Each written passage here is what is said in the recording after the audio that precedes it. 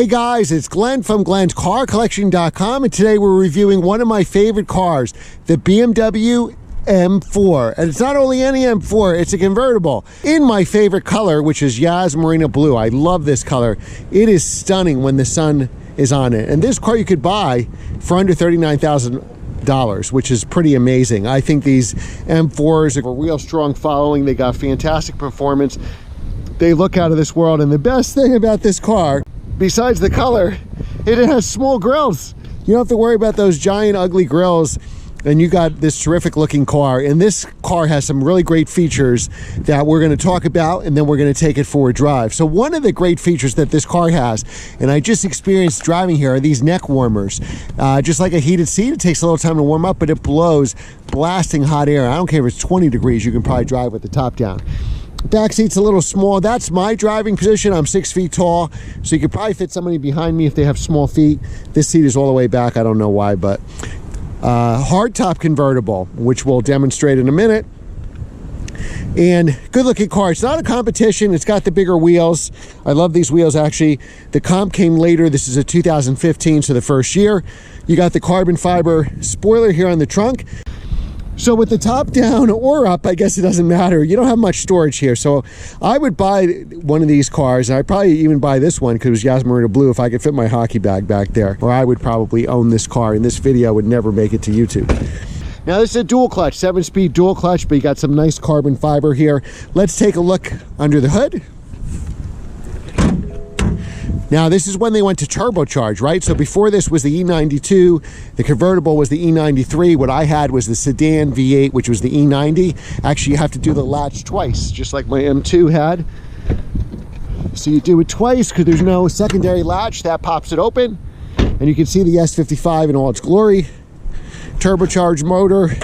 425 horsepower, 406 foot-pounds of torque. I believe competition packages got it close to about 450 horsepower. You have your battery in the back, but you have the leads for the battery here, so when you plug it in on a tender, I always like this carbon fiber kind of strut unit here. Beautiful, and again, beautiful Yas Marina Blue. Like this round out, beautiful. Great looking car. The center hump for the engine, just like my E90 M3 had. So what we'll do is we'll start it up, give you a little tour of the inside. We're gonna start her up. Start button is here on the side. Now you hear that exhaust, that M Performance exhaust. Now we're just real easy. You see, this is the neck scarf. It's 3 stages like heated seat. I can feel it now, and it's actually burning up my neck. So I'm gonna shut it off, and we're gonna put the top up. 1,000, 2, 1,000, 3, 1,000. It's coming, I see it in the rearview mirror. 4, 1,000, 5, 1,000, 6, 1,000, 7, 1,000, 8, 1,000, 9, 1,000, but who's in a hurry? 10, 1,000, 11, 12, 13, 14, 15, 16. About 16 seconds, maybe 17 seconds, you'll get a message here that it's complete. Now this is the old BMW, very easy to use. This iDrive, you can go through everything here. What I like is the sports displays will give you your real-time horsepower and torque, which is usually over what the car is telling you here, because you know BMW, just like all German manufacturers, are probably a little conservative on the horsepower it really makes. So you got the vents here, you got your still hot and cold switch here, which I'll kind of put in the middle, your unlock doors, your hazard lights. So all your hard buttons here for your stereos, your presets, it looks like it still has a CD here. And then you can do you know, climate control. It's dual on both sides. You can set it that it'll do both sides at the same time. You got heated seats, not cooled seats in these cars. I don't think cooled seats were available. And then you could do like your shift times here. You can do is sporty as you want, is how quick the shift times are with the dual clutch transmission. Again, it's a 7-speed. We'll test its efficiency around town and if it has any jerkiness around town. Then you can go all the sport buttons. So you usually do in comfort mode. You have sport plus for the shocks. So for the sake of this video, so we don't bounce too much, I'm going to do it in comfort mode. But then what I'm going to do is For the steering, I'm going to put that in sport mode. And then we have our other performance buttons we'll keep in sport. You have your camera controls here. So this actually has the 360 camera option, which we can see right here. So that is showing us kind of the sides on both sides here. What we could do is if we throw this in reverse, we now get a good reverse camera, and it shows exactly where we would be when we back up. We could drive in automatic mode or dual clutch mode. We'll do both here. And you got really good shift paddles here, nice quality. And most shift paddles are smaller than this from competitors, and they feel cheap. This actually feels real nice. This is a rear drive car. So the new ones, the competitions, you can get an all-wheel drive, or you can get a stick shift, which is rear drive. Not these. These you could get dual clutch or 7-speed dual clutch or a 6-speed manual, and it only is rear drive. So it does have a little problem, let's say, putting the power down. Nice, I think they call this a silver interior. Say the name in the comments if you know exactly. The name escapes me. All right, so I think we've done enough here. We can go for a drive. Now, it can be a little jerky at parking lot speeds, just like every dual clutch. I've driven, and we're driving in sport mode too. So I think the way we can mitigate that is drive that in comfort mode. Then we have a little less sense throttle. Yeah, so we were in Sport Plus for that. So what we'll do is we'll put that in Sport. All right, now I had the heat blasting because we had the top down, but it is 50-something degrees here. So if you're in Florida and Arizona, you think let's accelerate. Now that's that exhaust. That exhaust is pretty loud. Hard to make. It actually sounds really good. It sounds meaty. I know it's hard to make a turbocharged motor sound well.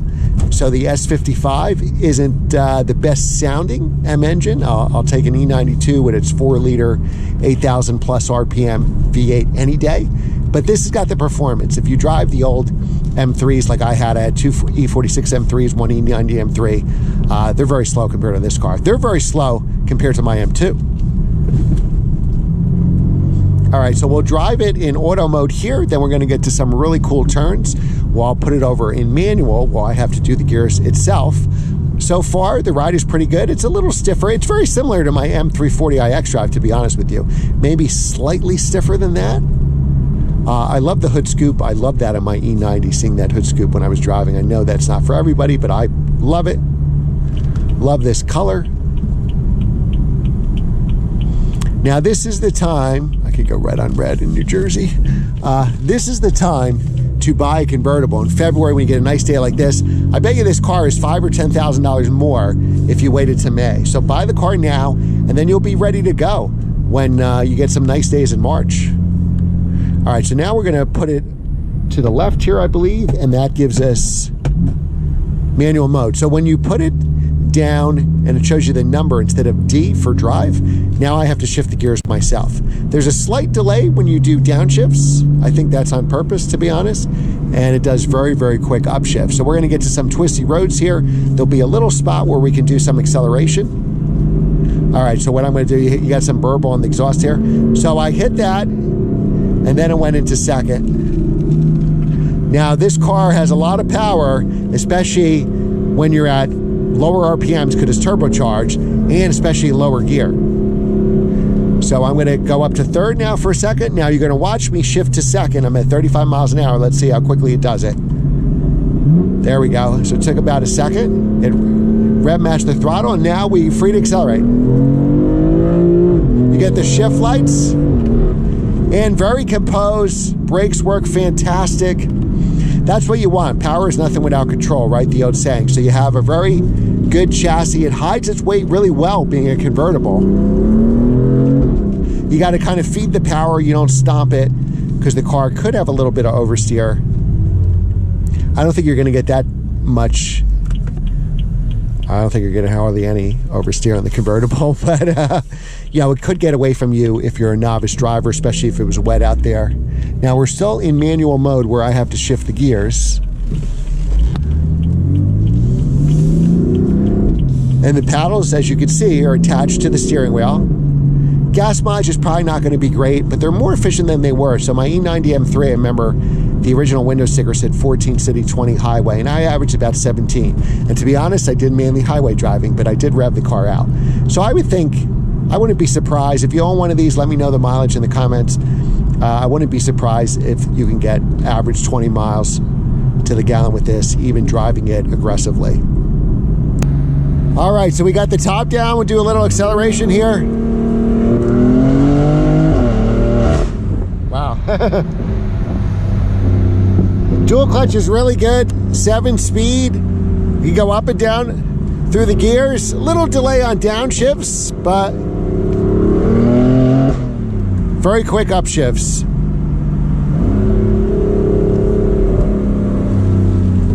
Hides its weight very, very well. Remember, guys, if you like these kind of videos and you like BMW M cars, hit the like button, remember subscribe, and hit the notification bell. I do at least one video a week every Monday. Sometime I'll do more depending on the weather. The hard part really is just the salt and the light. I don't want to put up a bad video. So usually I do 2 to 3 videos a week. Sometime in the winter I only do 1, but I'll supplement that with shorts. So make sure to look for my videos in the shorts. This is a full review, which probably will debut on a Monday.